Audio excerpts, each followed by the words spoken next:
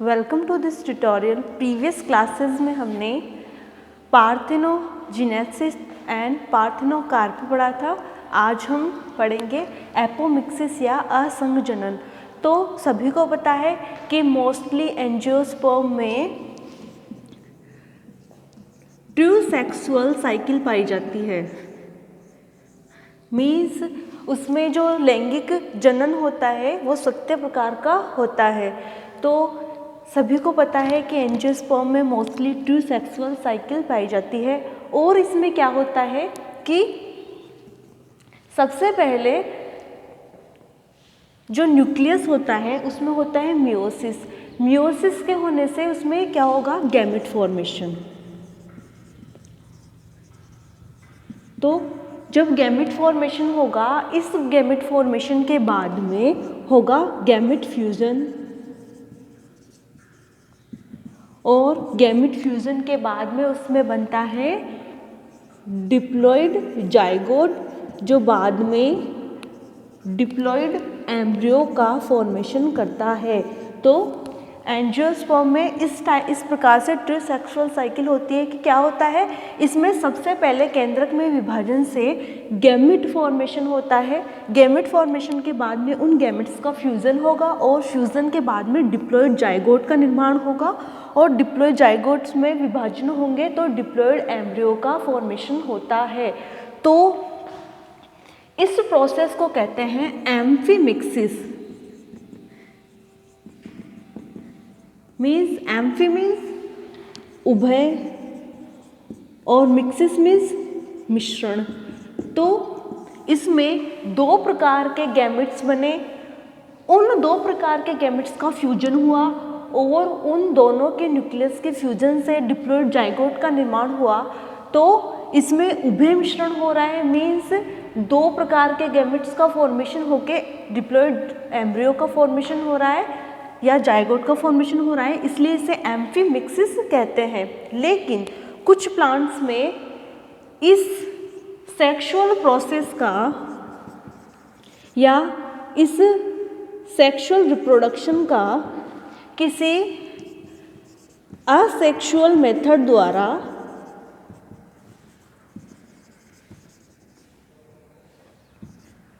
Replacement हो जाता है। मीन्स कई बार क्या होता है एंजियोस्पर्म में, ये जो एम्फीमिक्सिस की जो जनरल प्रोसेस होती है, या मैं यूँ बोलूँ कि जो जनरल ट्रू सेक्सुअल साइकिल चलती है, तो इस सेक्सुअल रिप्रोडक्शन का किसी असेक्सुअल प्रक्रिया के द्वारा प्रतिस्थापन हो जाता है, और ना तो उसमें मियोसिस होता है और ना ही उसमें फर्टिलाइजेशन होता है, और उसके बिना ही उसमें एम्ब्रियो का निर्माण हो जाता है जो नेचर में डिप्लॉइड होता है। तो इसे कहते हैं एपोमिक्सिस। इसमें क्या होता है कि कुछ एंजियोस्पर्म प्लांट्स में क्या होता है कि न तो उनमें मियोसिस होता है, तो मियोसिस नहीं होगा तो गैमेट फॉर्मेशन भी नहीं होगा।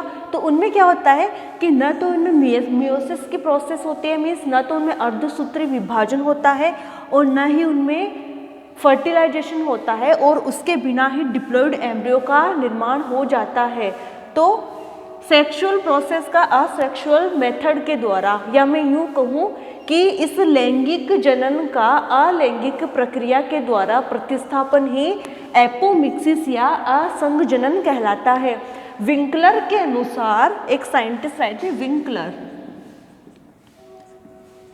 तो विंकलर के अनुसार प्लांट्स में होने वाली लैंगिक जनन या सेक्सुअल रिप्रोडक्शन का अलैंगिक प्रक्रिया के द्वारा प्रतिस्थापन हो जाता है, जिससे ना तो मियोसिस होता है और ना ही फर्टिलाइजेशन होता है। या मैं यूँ कहूँ कि विंकलर के अनुसार प्लांट्स में होने वाली ऐसी प्रक्रिया जिसके अंदर ना तो मियोसिस होता है और ना ही फर्टिलाइजेशन होता है, या लैंगिक जनन का अलैंगिक प्रोसेस के द्वारा प्रतिस्थापन ही एपोमिक्सिस या असंघजनन कहलाता है। और ये असंघजनन दो टाइप का होता है। ये असंघजनन दो टाइप का होता है। फर्स्ट क्या होता है,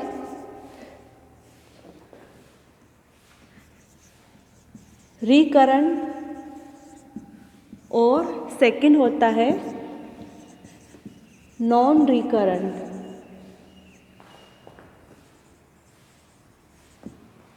तो जो रिकरेंट टाइप का एपोमिक्सिस होता है, इसमें क्या होता है कि जो न्यूक्लियस की सेल्स होती है, उन न्यूक्लियस की सेल्स जो नेचर में डिप्लॉयड होती है, उनके द्वारा एम्ब्रियो सेक का निर्माण होता है। तो रिकरेंट एपोमिक्सिस में क्या होगा, सबसे पहले तो ये देख लो एपोमिक्सिस की कंप्लीट प्रोसेस की डेफिनेशन क्या होगी कि प्लांट्स में होने वाले सेक्सुअल रिप्रोडक्शन का असेक्सुअल मेथड के द्वारा प्रतिस्थापन होता है, जिससे ना तो मियोसिस होता है न ही फर्टिलाइजेशन होता है, और उसके बिना ही डिप्लॉयड एम्ब्रियो का फॉर्मेशन हो जाता है। तो इसे एपोमिक्सिस कहते हैं। एपोमिक्सिस को दो भागों में बांट सकते हैं, रिकरेंट एपोमिक्सिस और नो रिकरेंट एपोमिक्सिस। तो रिकरेंट एपोमिक्सिस में क्या होता है कि इसमें न्यूक्लियस की सेल्स के द्वारा एम्ब्रियो सेक का निर्माण होता है। तो ये सभी को पता है कि न्यूक्लियस की सेल्स नेचर में कौन सी होती है, डिप्लॉयड। तो इससे क्या होगा कि न्यूक्लियस की सेल्स के द्वारा, या मैं यूँ कहूँ कि न्यूक्लियस की सेल्स डिविजन्स करेंगी, डिविजन्स करके वो डिप्लॉयड एम्ब्रियो सेक का निर्माण करेगी।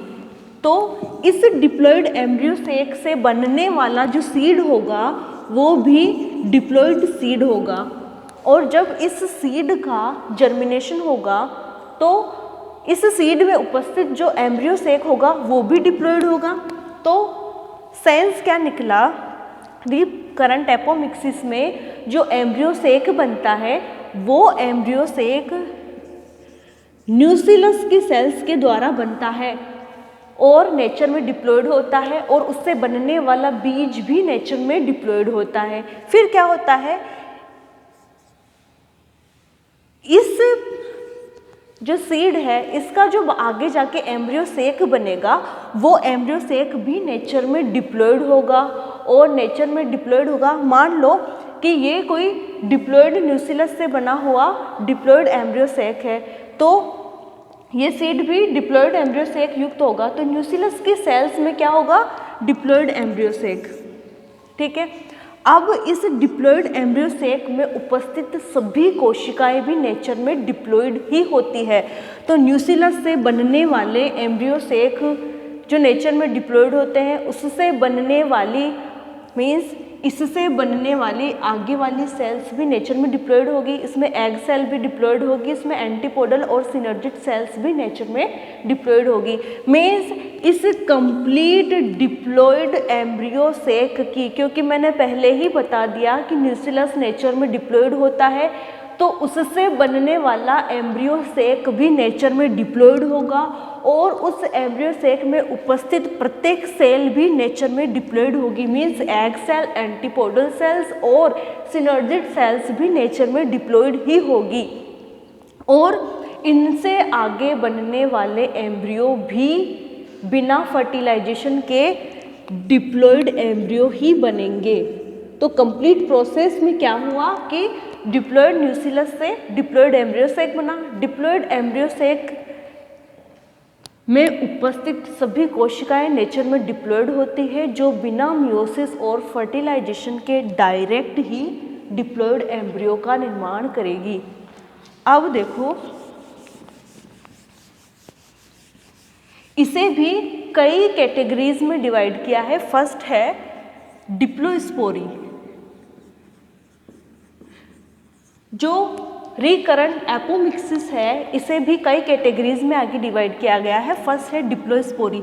इसमें क्या होता है कि जो एम्ब्रियो सेक की डिप्लॉयड सेल्स होती है, या मैं यूँ कहूँ कि एम्ब्रियो सेक की जो डिप्लॉयड एग सेल होती है, ये एग सेल बिना फर्टिलाइजेशन के, विदाउट फर्टिलाइजेशन, तो बिना फर्टिलाइजेशन के एम्ब्रियो का निर्माण करती है।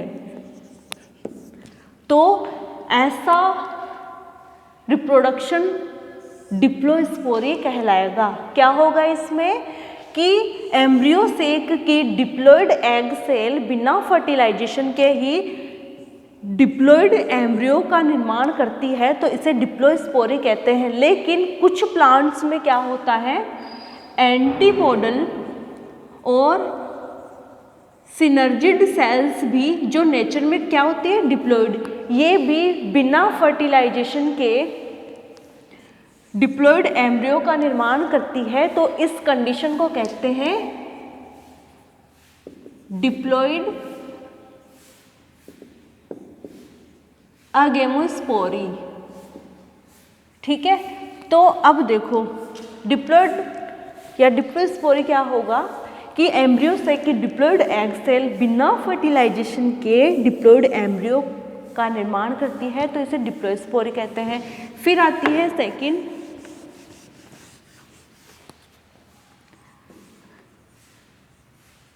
Generative apospory. तो इसमें क्या होता है कि जो आर्किस्पोरियम सेल्स होती है, ये आर्किस्पोरियम सेल्स बिना मियोसिस के डायरेक्ट ही डिप्लॉयड एम्ब्रियो का निर्माण कर लेती है। तो इसे क्या कहेंगे, जनरेटिव एपोगेमी। तो जनरेटिव एपोगेमी में क्या होगा कि जो आर्किस्पोरियम सेल्स होती है, ये आर्किस्पोरियम सेल्स बिना मियोसिस के ही और बिना फर्टिलाइजेशन के ही डायरेक्ट डिप्लॉयड एम्ब्रियो का निर्माण कर लेती है, तो इसे जनरेटिव एपोस्पोरी कहते हैं। फिर आता है इसमें थर्ड कैटेगरी,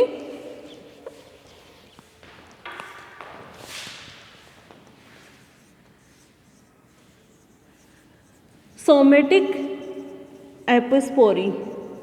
इसमें क्या होता है कि जो न्यूसिलस की सेल्स होती है, ये न्यूसिलस की सेल्स विदाउट फर्टिलाइजेशन, या मैं यूँ कहूँ कि विदाउट एनी मियोसिस डायरेक्ट ही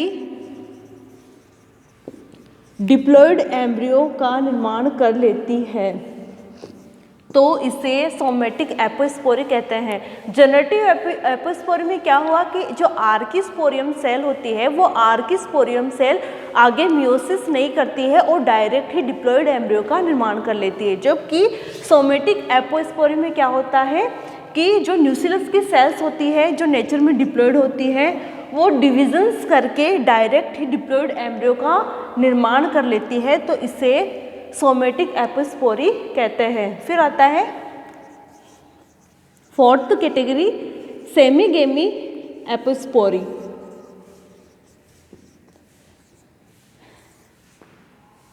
इसमें क्या होता है कि जो एग सेल होती है, उस एग सेल में, ये एग सेल कौन सी होगी, डिप्लॉयड। मैंने शुरू में बता दिया कि न्यूसिलस की सेल्स के द्वारा जब एम्ब्रियो से एक बनेगा तो वो डिप्लॉयड होगा। ठीक है, तो इसमें देखो कि जो एग सेल होती है वो डिप्लॉयड होती है, तो इस एग सेल के साथ मेल गैमेट आ जाता है, या इस एग सेल के अंदर मेल गैमेट आ जाता है। लेकिन क्या होता है, इनके न्यूक्लियस फ्यूज नहीं होते हैं। सेमीगेमी एपोस्पोरी में क्या होता है कि एग सेल में मेल गैमेट आ जाते हैं, लेकिन उनके न्यूक्लियस का फ्यूज़न नहीं होता है। मीन्स एग सेल का न्यूक्लियस सेपरेट रहेगा और मेल गैमेट का न्यूक्लियस भी सेपरेट रहेगा, और ये दोनों न्यूक्लियस फ्यूज नहीं होकर आपस में पृथक पृथक या अलग अलग विभाजन करते हैं और सेल्स का समूह बना लेते हैं, और इससे बनने वाले एम्ब्रियो में मेल और फीमेल दोनों के गुण उपस्थित होते हैं या दोनों की सेल्स उपस्थित होती है। तो सेमीगेमी एपोस्पोरी में क्या होता है कि जो एग सेल होती है उसमें मेल गैमेट आ जाता है, लेकिन उनके न्यूक्लियस फ्यूज नहीं होते और वो दोनों पृथक पृथक डिविजन्स करते हैं और उन डिविजन्स के फलस्वरूप जो सेल्स का समूह बनता है वो बनाता है एम्ब्रियो। और इस एम्ब्रियो की क्या विशेषता होती है कि इसमें ज़्यादातर तो फीमेल गैमेट की सेल्स उपस्थित होती है और थोड़ी सी कम मात्रा में मेल गैमेट की सेल्स उपस्थित होती है। तो ये मिक्स टाइप का एम्ब्रियो जनरेट होता है जिसमें मेल और फीमेल दोनों के गुण पाए जाते हैं, तो इसे सेमीगेमी एपोस्पोरी कहते हैं। फिर आता है आपके फिफ्थ कैटेगरी,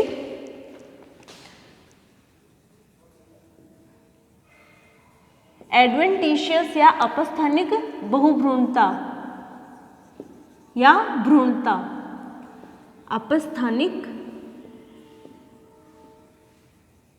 भ्रूणता, इसमें देखो कि जो एम्ब्रियो होता है उसका निर्माण कैसे होगा, जनरली ओव्यूल की सेल से होता है ना, या फिर एम्ब्रियो सेक की सेल से एम्ब्रियो का फॉर्मेशन होता है। इस कंडीशन में क्या होगा कि ओव्यूल के एम्ब्रियो सेक को छोड़कर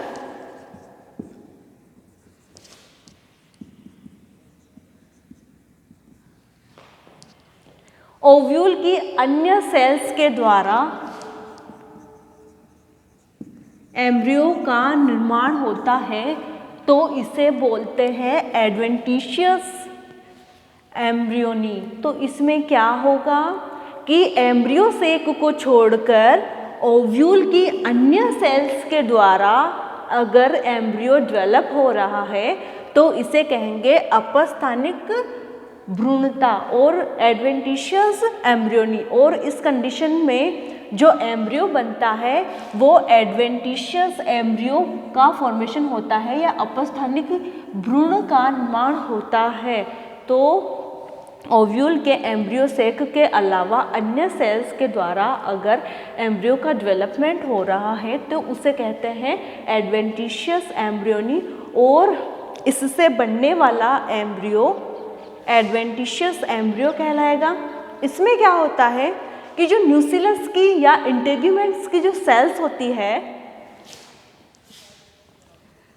न्यूसिलस या इंटेग्यूमेंट्स, तो न्यूसिलस और इंटेग्यूमेंट्स की जो सेल्स होती है वो साइज इंक्रीज कर लेती है, मीन्स साइज बड़ा कर लेती है और अलग सेल्स या जो उसके चारों ओर उपस्थित होती है उन सेल्स से अलग दिखाई देती है।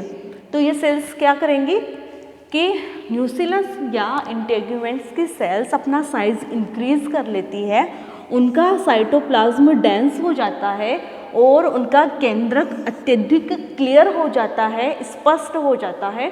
ये सेल्स डिविजन्स करेगी और डिविजन्स करने के बाद में ये एम्ब्रियो सेक में प्रवेश कर जाएगी और यहाँ प्रवेश करने के बाद में यहाँ पार्श्व स्थितियों पे या एम्ब्रियो सेक में लेटरल साइड्स पे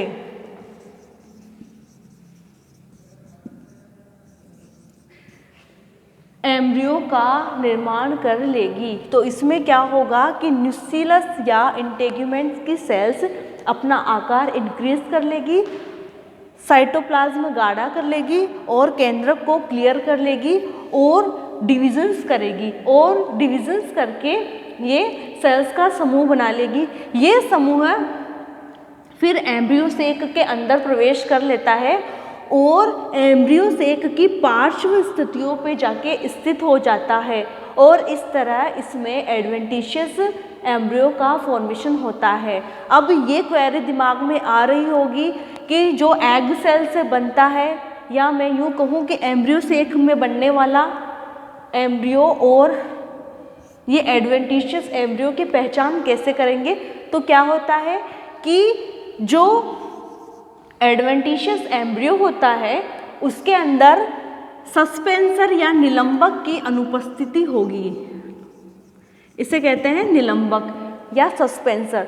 तो आपको पता है कि एम्ब्रियो के अंदर सस्पेंसर पाया जाता है, तो जो एडवेंटिशियस एम्ब्रियो होता है उसके अंदर सस्पेंसर की एब्सेंस होगी और उसके अलावा वो 5 स्थितियों में एम्ब्रियो सेक में उपस्थित होगा। जबकि जो एम्ब्रियो सेक का खुद का एम्ब्रियो होता है जिसे हम ट्रू एम्ब्रियो बोलते हैं, वो एम्ब्रियो सेक के सेंटर में उपस्थित होगा और उसमें निलंबक उपस्थित होता है और इस तरह इसकी पहचान करते हैं। और इस तरह आपके रिकरेंट एपोमिक्सिस कंप्लीट होता है। नेक्स्ट क्लास में हम नॉन रिकरेंट एपोमिक्सिस कवर करेंगे। Thank you.